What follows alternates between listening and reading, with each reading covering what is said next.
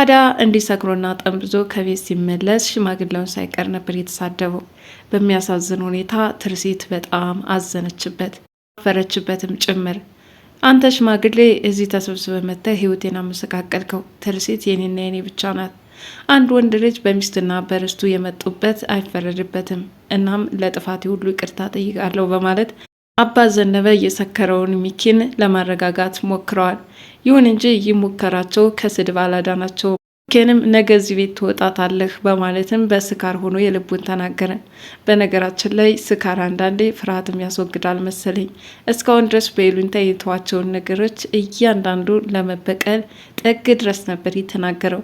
ሆኖም እንግዲህ ብሩኬ ሞት የታዘዘበትና ነገር ግን ሁኔታው ባላሰበው መንገድ ሳይሄድ ዛሬ የሰፈሩ የወደሙ ቤቶችን በማድረስ ነዋሪዎቹን ወደ አካባቢው ለመመለስ ትልቅ እቅድን አቅደዋል ማለት ነው። ይህ እቅድ እንዴት ይሳካላቸዋል? ያው አብረን የምንከታተል ይሆናል። ሰላም የካያ ድራማ ተከታታዮች፣ ካያ ድራማ አስተማሪነቱና አዝናኝነቱን ቀጥሏል። እጅግ ዛሬም የሚመስጥና ግሩም ድንቅ ሆኖ ቀርቦልናል። ምን አዲስ ነገር አለ? ቀሪዎችን አብረን እንዳስሳቸዋለን። በባለፈው ክፍል እንደተመለከትነው ትርሲትና ሚጣ ተፋጠው ነበር። ይኸውም እንግዲህ ብሩኬን ለምን በሌሊት ሰደድሽው? የልጆችሽ አባት ቢሆንና ብታስቢለት ኖሮ ጓደኛውን አግብተሽ ባላናደድሽው ነበር በማለት ከሚጣ የወጣው ነገር ክፉኛ ትርሲትን አበሳጭቷታል። አንቺ ምን አገባሽ? የማይገባሽ ህይወት እንዲህ ጣልቃ እየገባሽ የምትዘባርቀው ምን አልሽ አንቺ? በማለት ነው እንግዲህ የተናደደችባት ማለት ነው። እናም እንግዲህ ሁለታቸው እሰጥ አገባ በገቡበት አጋጣሚ ሚኪ መጥቶ ገልጋይ ይሆናል። ሚኪ ጣልቃ ገብነትም የሚገርም ነበረ። ሆኖም እንግዲህ ብሩኬን የምትወደው ከሆነ ከብሩኬ ጋር በማጣበስ ትርሲትን እንዲረሳ ማድረግ እሱ ዋነኛ አላማው ነበረ። እናም እንግዲህ ከትርሲት ጋር ገላግሎ ትርሲትን ከለያት በኋላ ሚጣ አንድ ነገር ልንገርሽ፣ የምትወጁ ከሆነ ከሱ ጋር የምትጣበቂበትን አንድ ነገር እፈጥርልሻለሁ በማለት ይመክራታል። እሷ ደግሞ ከወንድም በተለየ በሌላ ነገር አስበው እንደማታውቅና ከአንድ ቤት ሲኖሩ አሁንም የምታስበው በወንድምነት እንደሆነ ነግረዋለች።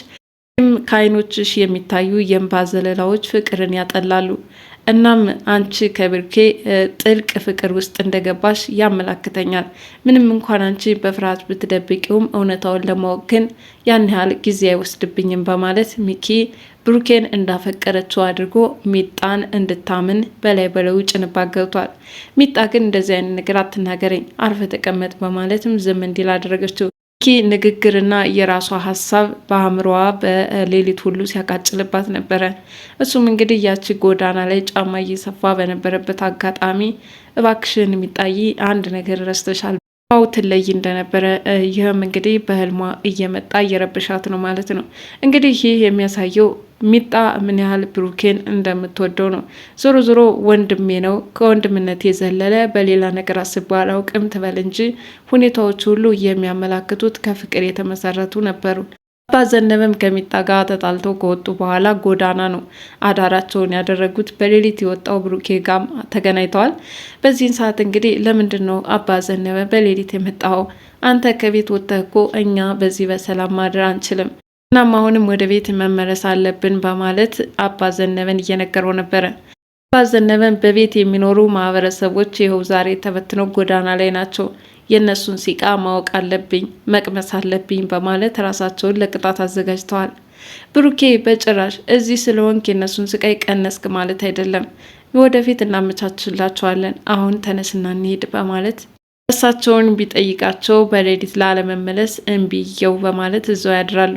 ዱና ንፋሱ ሲሄድባቸው ያደሩት ብሩኬና አባ ዘነበ በጠዋት ተነስተው እባክህ አሁንም ወደ ቤት እንሄድ፣ እባክን እንመለስ እያለ ቢማልደውም አባ ዘነበ በፍጹም እዚች ጎዳና ልነሳም በማለት እምቢዩ ይሉታል። ሚኪ ደግሞ ከተከስተ ጋር ወደ ቤት በመምጣት ከትርሲት ጋር ተዋውቀዋል። አዲሱ ሹፌራችን ይሄ ነው፣ በጣም ጥሩ ልጅ ነው፣ ረጅም ዘመናት አሽከርክሯል በማለት ብዙ ማሳመኛ ነገሮችን ለትርሲት እየነገራት ነው። ትርሲት ደግሞ በኃላፊነት ልጆችን ታደርስልኛለህ፣ ምክንያቱም ምናልባት ከመጠጥ ጋር ተያይዞ አልኮል ጋር ቁርኝት ካለህ እያለች ለልጆቿ የመኪና አደጋ እንዳይደርስባቸው በመጠንቀቅም በፍርሃት በስጋት ተውጣ ነበር ስትናገር የነበረው። ሚኪም ይሄ ጓደኛዬ እኮ አብረን ለዘመናት ይኖርንን፣ እናም ምንም ነገር እንዳታስቢ፣ በጭራሽ በማሽከርከርም ረጅም ልምድ ስላለው ከኛ በይበልጥ ልጆቹም የሱ ልጆች ናቸው፣ ነገር ራስሽን ስጋት ውስጥ ከተሽ አትሰቃይ በማለት ያሳምናታል። እሷም እንግዲህ መልኩ አዲስ እንዳልሆነባትና ከሚኪ ጋራ ወደዛ ቤት እየተመላለሰ እሷም ታውቀው እንደነበረ ማስታወስ ትጀምራለች። በነገራችን ላይ በፊት የት ነበር ያወቅኩት በማለት ስትጠይቅ ይህን ሚኪ ይገርምሻል ያኔ እኮ እኔ ጋ ይመጣ ነበር በማለት ሲያስታውሳት እሷ ደግሞ እንዳየሁት አስታውሳለሁ በማለት ተከስታ አዲሷ እንዳልሆነም ትነግረዋለች። በሌላ በኩል እንግዲህ ከሚጣ ጋር የተፈጠረው ጦርነት አለመግባባት እንደቀጠለ ሆኖ ሚኪ ደግሞ ይህንን ክፍተትም ለመጠቀም ደፋ ቀና ይላል። በሌላ በኩል ብሩኬ ከዘነበ ጋር ተነጋግሮ ወደ ቤት ተመልሰዋል። ይሄውልሽ አባ ዘነበ ወደዚህ ቤት አልመጣም ያለው አካባቢ ያሉ ቤቶች ወድመው እሳቸውም የጎዳና ህይወትን ሊቀምሰው ይገባል። በእኛ ምክንያት የተቃጠለ ቤታቸው እኔ ደግሞ ቤት ተቀምጬ ማደር አልፈልግም በማለት ስቃዩንና ረሃቡን ብርዱንም ሁሉንም ማየት ግዴታቸው አድርገው እንዳሰቡትም ይነግራታል። ይህኔ ትርሲት በጣም ታዝናለች። ታዲያ ምን ሀሳብ አመጣህ በማለት ስትጠይቀው ብሩኬ ደግሞ ከሀብት ንብረቴ ከድርሻዬ በእኔ በኩል ያለውን ቤት እንስራላቸው እያለም ይጠይቃታል። ትርሲት ለምን እንደዚህ ይሆናል? ምክንያቱም አንተ ከድሮ ጀምሮ እንስጥ፣ እገሌን እንርዳ፣ የጎዳና ልጆችን እያልክ ባዶ እጅህን ትቀራለህ። አንድ ሰው መርዳት ያለበትን ጥግ ይረዳል።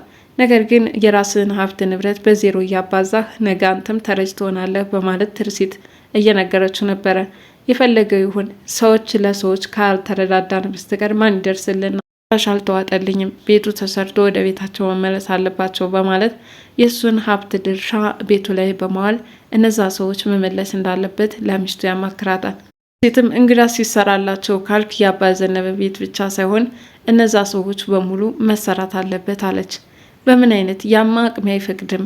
አይ እኔም ላግዝህና ካንተም ከኔም ጭምር ያንተን የድርሻህን እነሱ ላይ ብቻ በመዋል የሚሆን ነገር የለም። ስለዚህ ተረዳድተን እንሰራዋለን በማለት ቃል ገባችለት። ይሄኔ ብሩክ በጣም ተደሰተ። ትርሲትዬ ከልብ አመሰግናለሁ፣ ይህን ታስቢያለሽ ብዬ አላሰብኩም ነበረ እያለም በደስታ ዘሎ ይስማታል። ወዲያውኑ አቶ ሚኪ ድርስ ይልባቸዋል። ይሄኔ ተርበተበተች ወይዘሪት ትርሲት። እባክህ ሚኪ አንተ እንዳሰብከው አይደለም፣ ያየኸው ስህተት ነው እያለች ለማሳመን ሞከረች። ይህ ለሁለተኛ ጊዜ መሆኑ ነው። አንቺ የአባወራ ሚስት ሆነች ሳለ እዚህ አልጋ ላይ ከብሩኬ ጋር ምን ትሰሪያለሽ በማለት ከብሩኬ ጋርም ጮኸባት። ብሩኬም እንደዚሁ እባክህ እንዳሰብከው አይደለም፣ እኔ ጉንጯን የሳምኳት እና ምንዋን ልስማት ፈልገሃል? ከዚህ በላይ መዋረድ አለ እንዴ? እንዴት ከሚስቴ ራስ አትወርድም? እያለም ተናደደ። ሚኪ በዚህ ሁኔታ ተናዶ ወደ ታች ሲወርድና ትርሲትንም እያደረግሻለሽው ነገር ጥሩ አይደለም በማለት ጮሆባት አሁን ከሚጣ ጋር ምን ማድረግ እንዳለበት ይመካከራል። ይኸውልሽ እኔም ልበላ ነው፣ አንቺም ልትበይ ነው። ስለዚህ ብሩኬን የምትወጁ ከሆነ በደንብ አድርጌ ላስማማችሁ። እኔም ደግሞ ሚስቴን ማጣት ስለማልፈልግ ሁለታችሁ ፍቅር በፍቅር መሆን ትችላላችሁ። ይልቅንስ ትርሲት ሳትነጥቅሽ አሁኑን ወቂበት ይላታል። እሷ ምን ማለት ነው ደግሞ አንተ? እኔ የሚያሳስበኝ ነገር ሌላ ነው። ብሩኬ ከወንድምነት ባለፈ ሌላ ምንም ነገር የለኝም አለችና ሸመጠጠች። እና ትርሲትም ወደ ጎዳና በመሄድ አባ ዘነበን ማልደው ወደ ቤት ያመጡታል። እዛ አካባቢ ቤታቸው የተፈናቀለባቸውና የተቃጠለባቸውን ሰርተው ሊመልሷቸው እንደሚችሉ ቃል ገብታ ነበረ አባ ዘነበን ወደ ቤት እንዲመጡ ያደረገቻቸው። አባ ዘነበ በጣም ተደሰቱ። ምርቃታቸው ከልክ አልፎ ሚኪ እንዲሰማው አደረጉ። ሚኪ እንዲሰማ አልፈለገችም ነበር በመጀመሪያ። ነገር ግን አፍ አምልጧቸው ተባረኪ፣ ምን አይነት የተቀደሽ ሴት ነሽ፣ ጭራሽ ደግሞ ቤት ሰርተሽ ልትገላግኝ፣ እኔ እኮ እንቅልፍ አጥቼ የነሱ ችግሬ ነው ብዬ እያሉ ብዙ ነገር እያመሰገኗት ነበረ። ሆኖም እንግዲህ እባክዎትን አባ ዘነበ በማለት ዝም እንዲሉ የተለያዩ አቅጣጫዎችን ብጠቁማቸውም ሊገባቸው አልቻለም። ሚኪ ይህንን ሲሰማ አብድ ይሆናል። ከተከስተ ጋር በመውጣትም በላዩ መጠጣት ይጀምራል። እነሱም እየተደናነቁና እየተመሰጋገኑ ቆይተው ሚኪም እስክር ብሎ ጠንብዞ ወደ ቤት ይመለሳል። አንተ አሮጌ ሽማግሌ እያለ አባ ዘነበ ላይ ይወርድበት ገብቷል። በሌላ በኩል ብሩኬም ቢሆን አንተ ከመጣ ወዲህ ህይወቴ ተተረማመሰ፣ ጨለመብኝ፣ ከዚህ በላይ ውርደት ምን ይመጣል? ሚስቴን ልቀማ ነው እያለ ብዙ ነገር ይቀባጠራል። አባ ዘነበም ወንድ ልጅ በርስቱና በሚስቱ ሲመጡበት አይወድም። ትክክል ነው፣ እኛንን ጥፋተኞች ወዘተረፈ ይላሉ። ሚጣም እንደዚሁ ተደስታለች። ምክንያቱም ሴት ጋራ ያን ያህል ዱላ ቀረሽ ፉክክር ገብተው ሳለ አሁን ግን ቤት ሰርታ ልታስገባቸው ስለሆነ ነገሩ ሁሉ ተቀይሮ ስራ ልርዳሽ፣ ላግዝሽ፣ አመሰግናለሁ ውይ የሆኑ ነገሮችን እየተናገረች ነው። በጣም ይገርማል። ሚጣ ካንቺ አልጠብቅም ነበር። እንደው በዚህ ልክ ስለተቀየርሽ አመሰግንሻለሁ። ምግቡን ነው ራሴ እሰራዋለሁኝ። አሁን ዝም ብለሽ ካለሽበት ቁጭ ብያለችም። ደስ በሚል መከባበር ውስጥ ገብተዋል። እንግዲህ ሚኪም ሰክሮና ጠንብዞ በግድ እንዲተኛ አድርገው ጠዋት ተከስተ ልጆቹን ወደ ትምህርት ቤት ሲመጣ እንደተኙ ተመልክቷታል። በጣም ይገርማል። ይህን የመሰለ ገላ ሚኪ ታቅፎ ያድራል።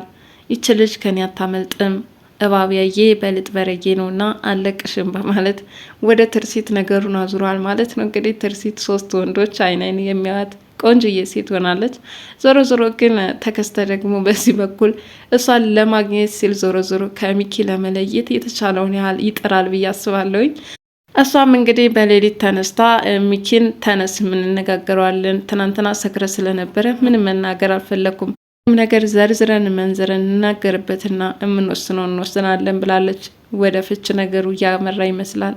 ምክንያቱም 2 አባወራ በአንድ ቤት የሚሆን ነገር አይደለም። እሷም ብሩኬን ወደዋለች። ከድራማ ለዛሬው የዳሰስኩላችሁን ይመስል ነበር። ቀጣዩ ምን ይመስላል አብረን እናያለን።